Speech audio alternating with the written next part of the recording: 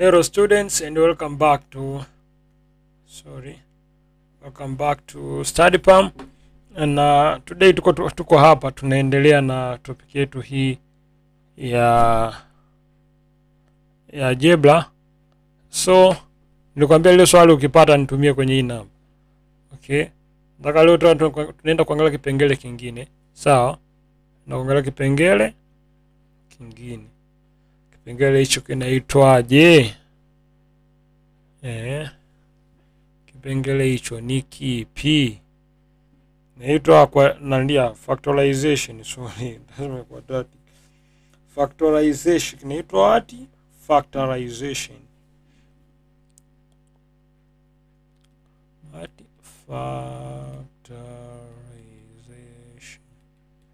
factorization. Kama unakumbuka kipindi kilichopita tulikuwa nafanya nini? Ukaone kumbuka. Tulikuwa na expand zile nandia. Zile middle term, zile equations zile.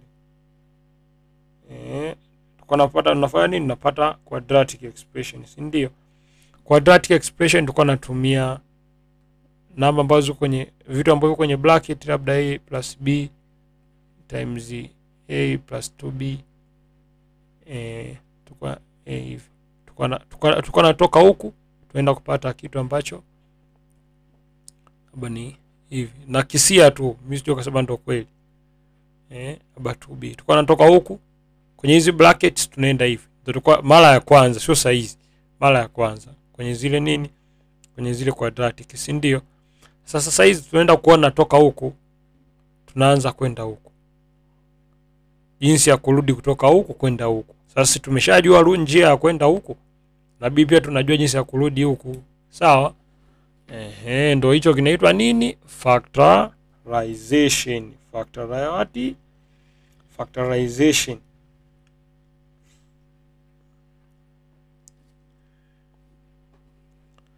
Ambapo tunasema chana nao maelezo sio mengi. Hizi ni hesabu. Hizi hesabu hazihitaji maelezo mengi. Kwa mfano mrahisi, example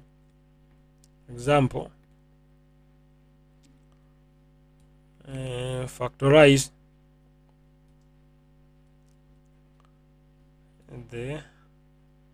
this expression ambayo ni 2c plus plus 2b. Kumake solution yake utasema given tumepewa nini? Tumepewa 2c plus 2b ambao ni sawa na ni 2 plus c plus b. Si ni sawa jamani? Mara ya kwanza tulikuwa tunatoka huku tunaenda hivi. Lakini saa hizi tunatoka huku tunarudi huku. Mara kwanza tulikuwa tunapewa hiki, wanasema expand. Kwenye yale maswali tuliosolve wanasema expand hiki. Wanasema expand this. Tunakuwa tunapata hiki. Saa hizi tunatoka huku, kitu tulicho expand tunakuwa tunakirudisha huku. Sasa hiyo ni rahisi. Au hiyo kwa ya kwanza, ya pili factorize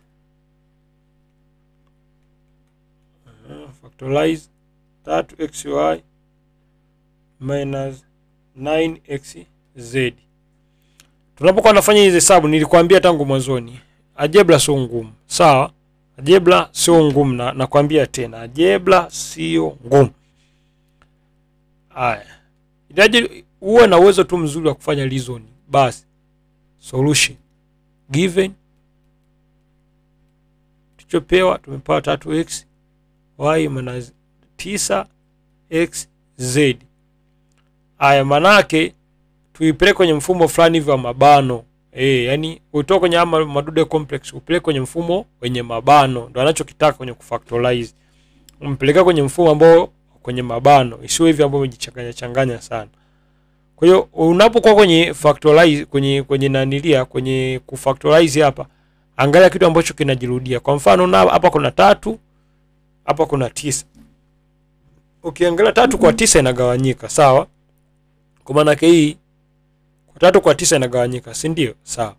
Hapa kuna x na hapa kuna x. Hapa kuna y, kuna z. Kwa hizo hazifanani, y na z hazifanani. Kwa hiyo tukifanya hivi, tukitoa 3, tumtoe 3 nje. Tabakiwa na x, y minus hapa chini ndani tabakia 3 x z. Hapa najua kuna watu nimewaacha hapa. Alafu nashindwa jinsi ya kuwaelekeza sasa jinsi kwa mahali ndipo waacha. Yaani angalia kitu ambacho tunaweza tukakitoa pande zote. Kwa mfano hapa ni 3, maana yake hii hapa hii ulikuwa inabidi uandike 3xy minus 3 mara 3x z. Sasa kuna 3 na 3, kwa hiyo ndio maana tumechukua 3 huyu na x, afu hapa tumemwacha 3 na z, sawa?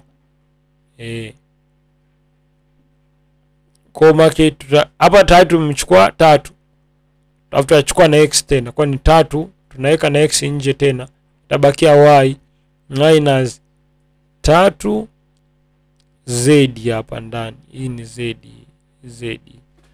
Hii ni z hiyo. Kwa hiyo itakuwa imebakia kitu kama hicho, sawa? Kwa maana hapo ndo tayari tumeifactorize hiki. Yaani kwenye kufactorize uje kwenye mfumo mwepesi, yani wa mwisho zaidi wa mabano. Yaani ndio unielewe hivyo. Yaani kwenye tunapofanya factorization, nimekuambia mwanzoni, tunaileta ile mathematical equation ije kwenye mfumo wa mabano.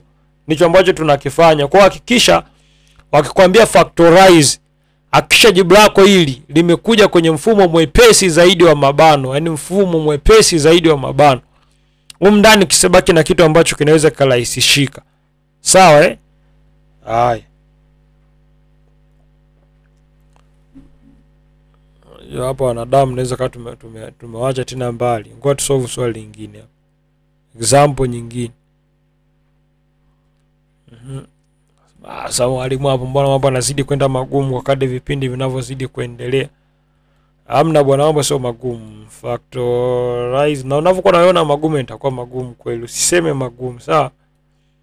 Wewe piga msuli hapo. N m square ngoja tukopi kama ilivyo kwenye tai hapo. Kwa hapa inakuaje? Tumepewa mn square minus 8nm square. Kama unakumbuka hapo vizuri, hapo tunafanyeje? Tunatoa ipi nje?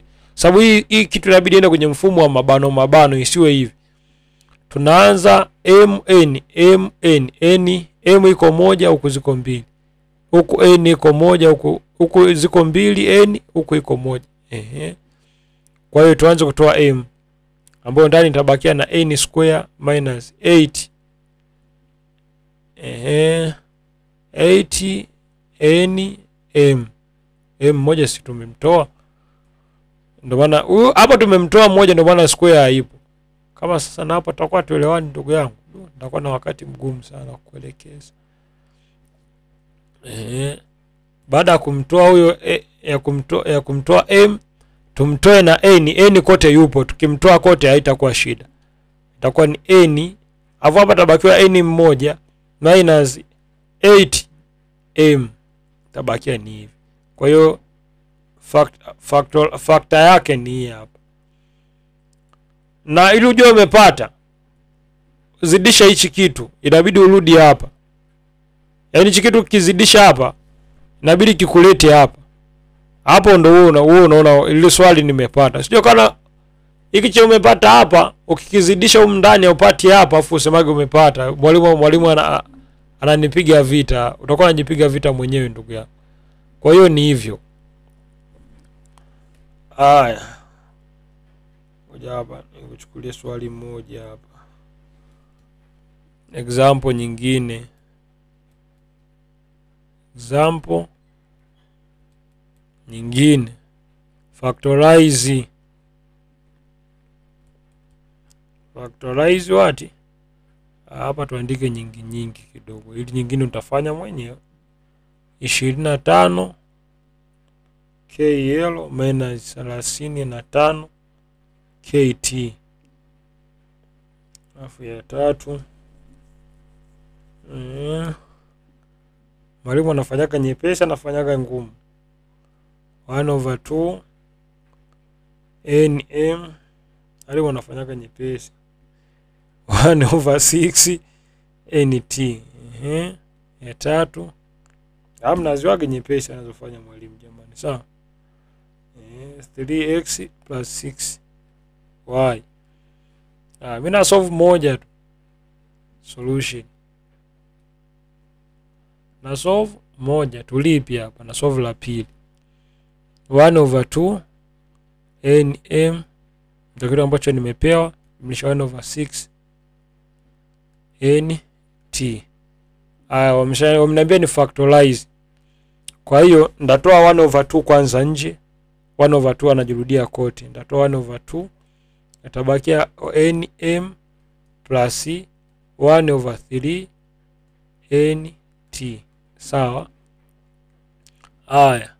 Hapa kuna nm, hapa kuna nt. Inayojirudia ni n, kwa hiyo ndatoa n. Kwa hiyo itakuwa ni half n m plus 1/3 t.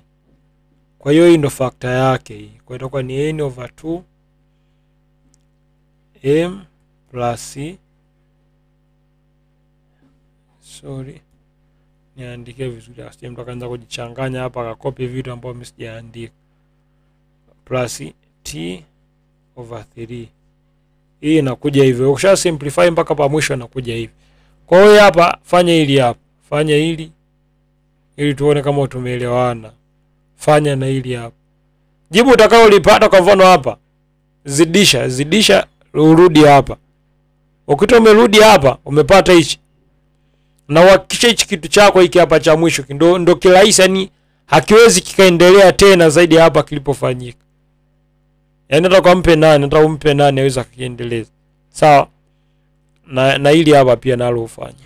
Hili sasa yenyewe ni rahisi. Sasa kama na hili utashindwa ndugu yangu, hapo tutakuwa tujielewana kuanzia kipindi topic inaanza mpaka topic inakaribia kuisha, tutakuwa tujielewana. Basi baada ya hapo tukutane kwa kipindi kingine ambacho tutaenda kuangalia factorization of quadratic equation, ambacho tutaenda kuangalia njia 4 ambazo tunaweza kuzitumia kufanya factorization kwenye quadratic. Hizi unaona hizi ni linear equation tuko na solve linear equation. Quadratic tulisema zinakuwa zina square fulani pale juu. Sawa Kwa hiyo tutaenda kuangalia njia za kutumia kufanya factorization. Tutaenda kuangalia kwanza factorization ya quadratic equation. Then tutafuata njia za kufanya factorization kwenye quadratic equation ambazo kuna njia 4. Splitting the middle term, by inspection, by perfect square, and by using the method of difference of two squares. Kwa hiyo see you kwenye kipindi kingine na uwe na wakati mwema.